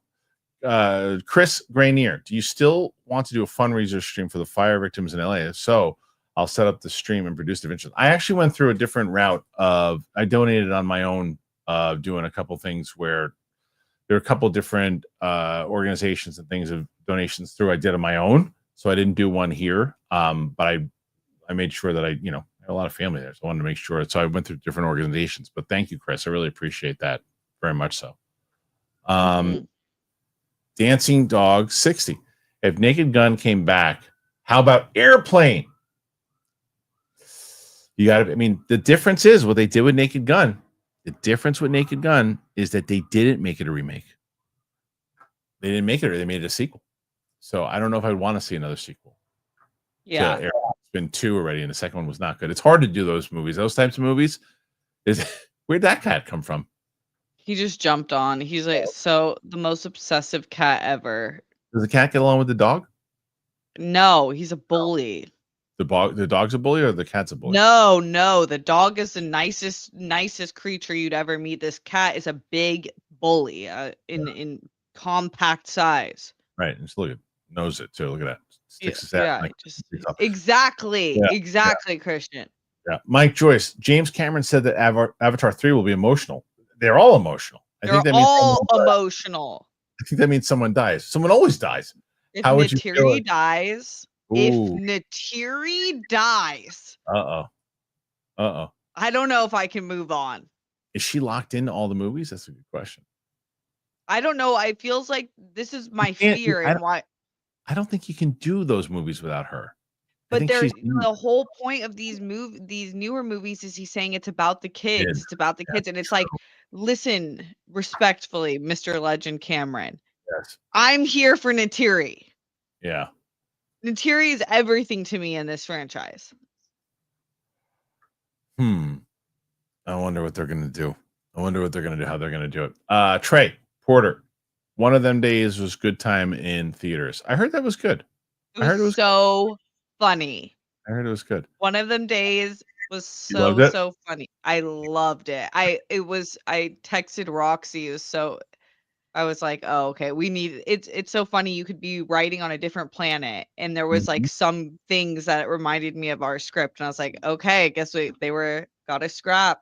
Like they were the first, even though we wrote the script 2 years ago. Wow. Okay. Yeah, I mean, when did you see it? Did you see it in the theater? No, I bought it when I missed it, which I really was sad about. So that's why I didn't say it as my last time I was in theater laughing out loud, but I heard it was like that. Bitch Boy, what's your favorite movie of the year? Mine's Black Bag. What have I seen thus far that I really liked this year? I'm trying to think. It doesn't have all it up. My favorite. I need to see Black Bag. Coming releases 2025. Let's see if I can go all the way. I don't know I don't remember what I see. What did I see? Mickey 17, no. Minecraft, no. Working Man so far. The Working Man so far has probably been the thing I've enjoyed the most in the theater. What else did I see? No. Captain America, no. Yeah, that would probably be it. So I didn't see that yet. Yeah, I mean, I really haven't seen anything yet. I think mine is probably One of Them Days. There are some that I haven't seen that I need to see, so it's not really fair. Got it. Steph, you're at 71. You're approaching. King Mage the Beat Slayer. I'm so over the Clone Wars animation style. So many better looking styles of animation. I keep using the same 3D assets to save costs. Love y'all. Yeah, I mean, I do think, and that's the other thing is that they're just not in that place that they were where you're like, okay, I mean, it was Star Wars Celebration when they announced something like this, like, yeah, just give it to me all. Granted, they're short, but I just think you're wasting an opportunity. You're just wasting an opportunity to bring new things into the fray with this animation. Bitch Boy, is there footage of your Fifth Wheel episode? No, thank God. There's not. I was on both Fifth Wheel and this other show on MTV. It was a dating show when I first moved to LA, and I was on. I won, but yeah, it was. There was one. Yeah, I was definitely in the prime of my youth when I was on it because there was. Yeah, I won't even go into all of it, but yes, there's no footage of it. Thank God, I've looked. Go Pal. Just looked it up. O2 He-Man is on Prime. I'll have to start it soon. Please let me know what you think. I want to know. Dancing Dog 60. How do you get today's kids, early 20s in IPs that were popular before they were born? If they update them, they might lose old fans. It is true. That's the trick, right? That is the trick. And it's kind of, have you been watching The Studio, by the way, Steph? Yeah. It's great. So fun. So good. That's kind of one of the things. It's like, how do you get, because especially now, because it's not even just how do you get them interested in IPs, how do you get them into the movie theater? Like if it's not like Wicked and other stuff, how do you get these kids? They're watching Instagram and TikTok and all this other stuff. How do you get them into the theater? They're not. It's very different how they're entertained. So you got to really get them interested and make it like an event. Really, more so. Yeah. Dancing Dogs. Which age demographic goes to movies the most? It's always been 18, like 18 to 22. I don't think that's changed, Steph, right? Yeah. Bitch Boy. Steph looks pretty, but Kristian looks prettier. Haha, Yeah. Steph. Right? Happens. Happens when you go to the gym. Yeah. I've been doing it. Dancing Dog 60. Who is today's Brando? Timothy? Leo? The Rock? I don't know. It's hard to. That's so hard to say. Like, who is the next like Brando? You know, it's like because who's the guy right now? Like acting wise, like if you're like, I'm gonna give it to Timothy Chalamet. Yeah, it is. I think Chalamet is I got so pissy at people who were giving him shit for saying what he said at the SAG Awards. That He was strikes so. great. Baller. I thought it was one of those things like, are you seeing a blue dress or white dress? Where I'm like, if you're Right. seeing blue, I don't even know you. Like, know you. for you to just think that was weird and make fun of him. And like, I saw this like View knockoff show. This woman said, if my daughter said that, I'd be so embarrassed. Too. Yeah, that was the Girl. One she was the worst. She was the worst. That was like. She was the worst. If that was my son, I'd be like, I've never been prouder of you, son. Ever. Of course, he wasn't disrespectful. He wasn't disrespectful. Yeah. I want to achieve greatness. I want to become one of the greats. Viola Davis just was asked about it, and she said she really enjoyed it. Yeah, because he put her name in there too. Yeah, Simon, part one. I'm curious. Do you think we eventually see a teaser for Michael? Will they introduce the director of Michael's previous works for the director of the Equalizer trilogy? Michael. Well, he also did Training Day, so they'll probably do Training Day. It'll probably be for the director who did Training Day. Harvest K. Folks who have not seen Kilmer in the 80s comedies Top Secret and Real Genius need to get it started. Need to get to it. Sorry. Kilmer kills it in comedy. He really was good in comedy. He really was really, really solid. He was like kind of like when Ryan Reynolds was starting out. It's similar, like the Van Wilder to this. Like he was so good in comedies. He was amazing. Rago, thoughts on the Goonies movie that got greenlit? It's going to be about the kids. It's all about who you cast as those kids. That's it. You gotta cast kids that we care about this time around. You got to have that same tone. You got to have that tone. Make it feel like an 80s movie. Are you seeing the new Sinners movie? Hell yeah. Can't wait. It's one of my most anticipated. I hope I'm wrong. Did you watch the trailer, the second trailer stuff? No. Good. Don't. Because I feel you told me not to. I feel like it gives away too much, but I hope I'm wrong. Mirjam. I am in the Netherlands, so it's not always easy to watch all of it live, for it is night here and watching you from my bed on the TV. Well, I'm glad. Thank you. And again, I'm so happy that you became a member, and we're excited to see you when we do these streams. So thank you again, Mirjam. Brett Flint. Separating of Heat Val Kilmer's firefight scene in the street was so realistic with his reloads. Bounding was so accurate. It's been used by police and military for training. You wound up watching Heat because I asked you to watch Heat. I love Heat. Great, isn't it? It's so great. It is such a great movie. It's great. I had coffee with McCully half an hour ago. Best. You don't get to watch my TV, Ralph. Sit down. Al Pacino kills it in that movie. Who? Okay. Who? What are you, fucking Al? Simon's section, part 2, or the fact that Michael, he nor the director needs introduction. What would be cool if we hear a remix of the intro to the TV Equalizer with Smooth Criminal? Kristian, do you remember the TV show of Equalizer? Not really. I remember there was one. I didn't watch it though. But I'm very curious to see, Simon, what they do with the marketing of that film and how they're going to ultimately put it out there. Gopal, are the Zucker brothers still around? I don't believe so. I mean, and at least they're not making movies. Steph, you're at 87. Okay. 87. You're getting really close now. Yeah. Really support from Derek. Oh, there you go. Derek's coming in hot. Derek's coming in at the end here. There you go. Chris Granier, thoughts on the Rust trailer? I didn't see the Rust trailer. Did you, Steph? Which one is that? It's my favorite. Like, it's like this is one of the things that in the second half of my career doing this, I did make a decision. Like, it's not just about big movies. It's not just about that, but there's certain things. When I was with Mark, when we were doing Schmoes, we saw everything. 5 days. If we went to a movie 5 days a week, seeing every movie, little release, big release, all that stuff, we saw everything. I can't do that anymore. Wait, so the Rush trailer's the Alec Baldwin movie.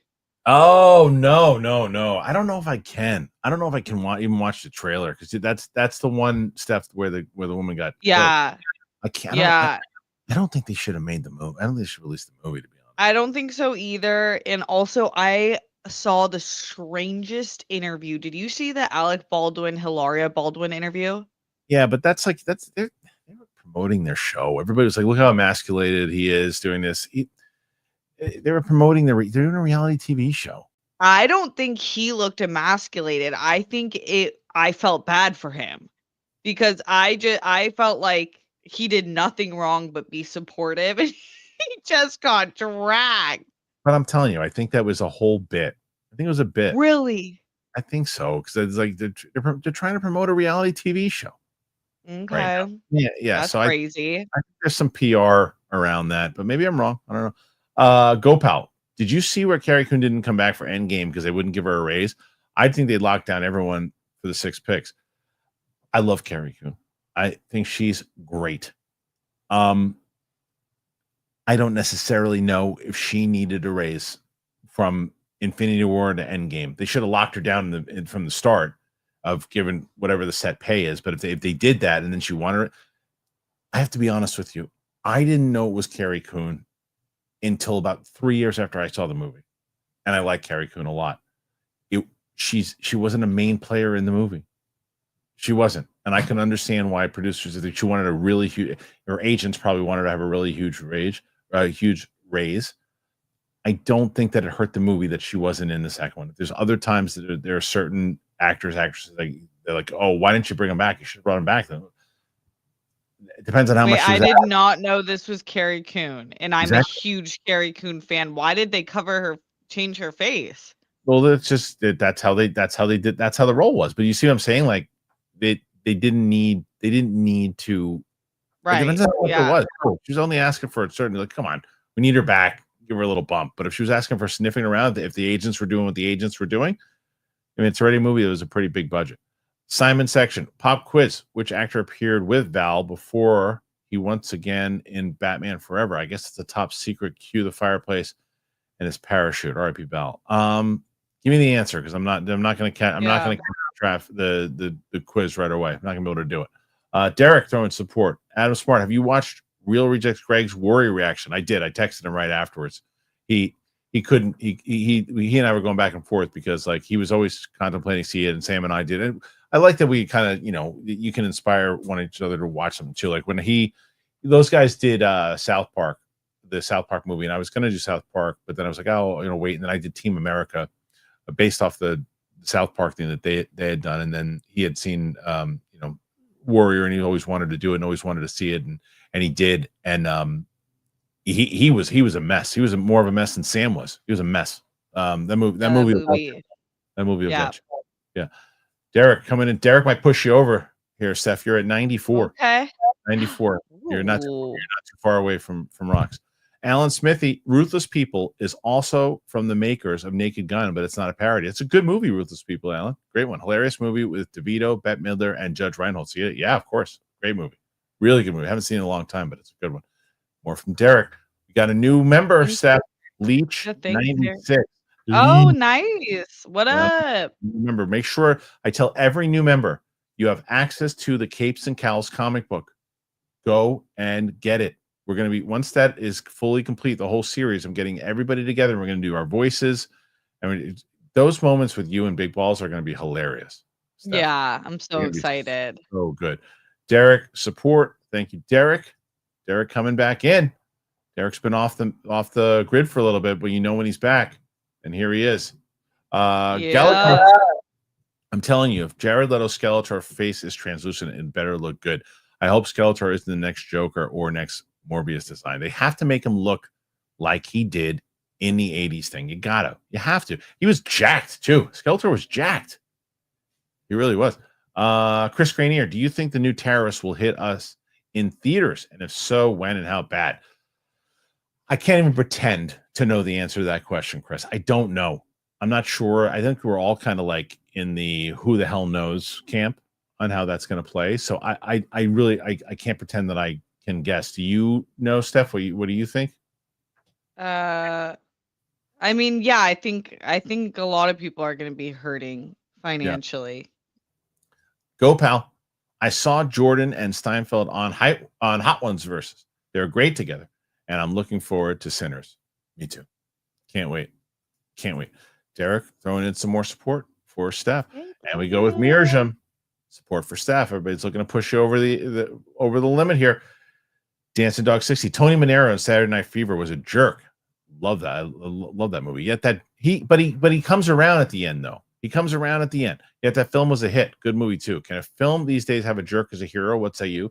We got to remember. Yes. First of all, the reason why it worked, besides him he was redeemed at the end of it, but he also, John Travolta, the kind of charisma John Travolta had in the late 70s is unmatched. So if you can find somebody that's likable, that has that kind of charisma, you can make a jerk the lead. Yes, absolutely. But it was a smaller film. What do you think? Have you ever seen that movie? I don't think so. Oh my goodness. Another classic you got to watch. Yeah, I know that's my gap is that area. The 70s, 80s. Okay. Mhm. Mirjam and cannot wait for The Last of Us. Same support from I Derek. know. Dancing Dog 60. Sackhoff should have been Captain Marvel. Facts. I mean, not for personal reasons, but I agree. I agree. She would have been. That would have been awesome.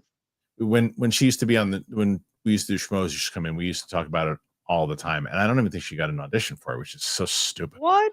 I don't think so. Kyle Wilson, do y'all remember your first movie in theaters? Mine was Gone with the Wind at 5 years old. Wow. So obviously a re-release. First one ever. I don't remember what the first one was. I do remember. I remember my dad's story though more than I remember being there. But my dad said the first movie I actually I sat still with was Empire Strikes Back. Okay, that's such a good one to call to. I've said this before. Mine was Sixth Sense, which was a quick realization that my parents made a mistake. Hilarious. Some more support from Derek coming in hot. Johnny Bravo, do you think it was a missed opportunity to not cast Cheng from Karate Kid 2010 in place of Louis Tan's character in Cobra Kai? Nah, not really. Because first of all, I thought Louis Tan was awesome in Cobra Kai. And I think that they're establishing a way to do this in the movie itself that doesn't play into Cobra Kai at all. And they're kind of, so it's like a separate universe, but now it's coming together. So no, I don't think it was a missed opportunity. Steph, did you watch Cobra Kai the last season? No, you're going to yell at me again. You always tell me I need to. Any of it? Oh my goodness. Jake Giacovetta. See, I'm not here just for Roxy. Steph gets all the love too. Yeah, we'll see you when they're not on the show. How about that? As one of the two people who has a World Girls tattoo, thanks for a great 5 years. Thank you. You should run for 5 years? Yeah. Oh, that's pretty awesome. Awesome. Awesome. So your last show was what? Last night. How did it go? Yep. Pretty good? Really great. Yeah, it was awesome. I hadn't been able to talk to Roxy in, like fully face to face in weeks, so it was also a catch up. I love that. Adam Smart. When's Steph's Sampino next reaction? Who's Steph Sampino? I don't know. It's Kristian Sampino. She works on CinePals. I don't know. I'm not done with the channel. I just work less there now because I'm really focused on building my own and filming my own content. Yeah, so I don't know if we have one that they haven't released yet, but I know that From Dusk Till Dawn was like one of my favorite reactions ever with her. Okay. We had no idea what was happening. Oh, I love that.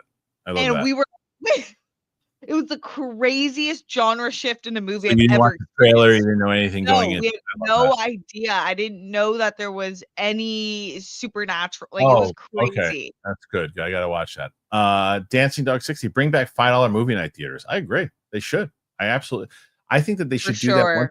I think once a movie has been in the theater for a little while, you take it out of the theater and put it back a month later for like $5. Yeah. Simon Section, Kristian, Steph, have you seen the Fountain of Youth trailer for Apple? It stars Natalie Portman. It's the National Treasure 3 I wanted it to be. The answer is Michael Go, Alfred. Ah, very nice, very nice. No, I have not seen that trailer, but I love Natalie Portman. I love what Apple does. Apple's great. So Apple is killing it, and it has Isa Gonzalez and John Krasinski. That's a great cast. It is a great cast. Okay, so let's see here. Stanley Tucci, Tooch. The Tooch. Dancing Dog 60. First film I saw in the theater was Sound of Music. Is everybody messing? All right, so right now we just still got poor people keeping us on the air right now. Dancing Dog 60. Speaking of seeing Sound of Music when I was a kid, the family dressed up to go to the movies. There was an intermission where mom and dad smoked. If that makes sense.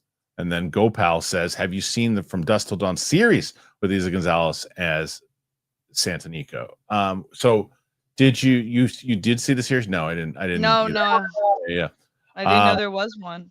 Yeah, there is one. But all right, Steph, currently 109. You've got it for the week. You did it. You did exactly what we thought you would do. You came back 109, but we still potentially have 20 minutes if people want to keep us on. If they don't, if they want to keep us on, we can. But if not, we will be back here and we'll see if Winston and Coy will be able to do this tomorrow because they're both. No, Coy's actually not on tomorrow. It's just Winston because Coy's in at CinemaCon. Super Crazy Movie Geek. Will the Age of Disclosure get a theater release? I don't know if it will. I think that it'll that for people who don't know, Age of Disclosure is the documentary that is coming out, Dan Farrow's movie that debuted at South by. I think that the purpose of it was try to get picked up by a big streamer, and I think that it everywhere was picked up, but I'm not sure. But I know Apple, they picked up the Joseph Kosinski movie, which will be big, and then obviously the Spielberg UFO movie. So 2026, 27 should be a big year for UFO movies. Dancing Dog 60. Steph's always a winner. Team Steph. And then Derek Johnson with the support. So, Steph, right now, 112 going into Friday. What? I'm lying. 113. Sam has been bloody brilliant. Love her reaction, says Adam Smart. Yeah, she's been great. Sam's the best. I really want to do a video with you and Sam. I think you guys would hit it off so well. I know. I love her vibe. I love her vibe, and I love because did she do any reactions before? Or? No, she had no clue what she was doing. So that's why she's so great. Did you see her video with Big Balls? No. Oh my god! I've only seen some of her reactions. Oh my god! I gotta play you her for people who haven't seen it. She did an interview with people. She had never heard of Big Balls. So let's see where it is. Okay, here it is. I'll play this for you because I think you'll dig it because you're a fan of both. Okay, I'm here with Sam. Hello, Sam. Hi, Kristian. They can't see me. So I was going to tell you I wanted to introduce you to somebody. Okay. Would you like to meet somebody? I love meeting people. Okay, here you go. Ready? What's up, motherfucker? How you doing? What you laughing at? You want to look me over here? Here, look at me. Look at me. Come on. No, mama. This way. There you go. Look at the screen. Come on. Come on. You smarter than you look. Come on. Get over here. Look, I'm a rude motherfucker. That's who I am. You want to ask me questions? Big ass balls. Oh, you in more ways than one, mama. She noticed that ASAP. Sometimes I play dead. Look at me. Oh, I'm dead. Now I'm up like a motherfucker. Look at that. Oh, shit. Yeah, I'll be rested on motherfuckers too. Oh my god. Do you know one time I fucked a cat? Yes, it's true. It's true. They're good. That's some good pussy. you know, you slick motherfucker. You know. Come on, look at me. I'm making it. I'm tearing it down. You tearing ass up? Oh, you got no idea. I fucked a rhino once. Yeah, I got lost in it Oh for about 6 my months. god. They were trying to charge me rent. I said, no way. Not after what I did. The way I made you explode, you pay me rent. And then I had a giraffe. And how was that? Look at me. Oh, look at it. I got my Kristian Harloff shirt. That's right. Look at those balls. Not the crop top. Populate the world. China ain't got nothing on me. Nothing on I don't know. Nothing. Oh my god. I've been nutting like crazy. Blow one load and I fly to the moon. Call Elon Musk. Here I come, SpaceX. Yeah, I'm crazy. All right, it's nice to meet you. Nice meeting you I'm, too. I'm out of this Take care of them motherfucker. balls. Oh, wait, I'll sing a song for you. Hold on. Oh, shit. Here we go. Okay. I play dead. I'm up. I play dead. I'm up. I fuck shit up. I get real crazy like. Oh, Samantha, she is dancing it. It's lit. She sees Chris Hemsworth's abs and she says, hey, pause it. Oh, shit. Oh, That's it. So That's yeah, funny. yeah. So you got a couple more. You got a couple more here before during that video. We had some more people put in some more. So there you go. Go pal. Guess they want to keep us on the air. Robert Rodriguez had a channel called El Rey that had a DA show called Matador that I liked. Interesting. He has such a fun career. He does. just And does so many things. He does a lot of things. I thought he did like a wrestling thing. Is that what he's talking about? I think so. Steph is always a winner. We got that. Team Steph. Okay. Thank you. And this is Nerds Engage. Adria Arjona or Asia Gonzalez for Wonder Woman. My pick is Adria Arjona. I like Asia Gonzalez a lot, but I think Adria Arjona is a massive star. I think she's They're Yeah. To me, they're both insanity, and it is interesting because if you see them just one time, you might get them mixed up. But if you actually look at them, you're like, oh my god, they're completely different styles, looks. I think it would come down to who looks best doing physicality and action. I agree. Because to me, it could go either way, but I just want to see how they're shot and who looks the best kicking ass. I agree with you. The fan awakens. Hey, Steph and Kristian, love the show. Going out of the U.S. for the first time for Celebration Japan. Have either of you been before? Any recognition? Have you ever been to Japan? No, I've never been to Japan. Celebration, sure, but never Japan. But it's somewhere I would love to go. You know where? But if I went to Japan, you know where I want to go, Steph? Have you been before? Right? No, it's my number one.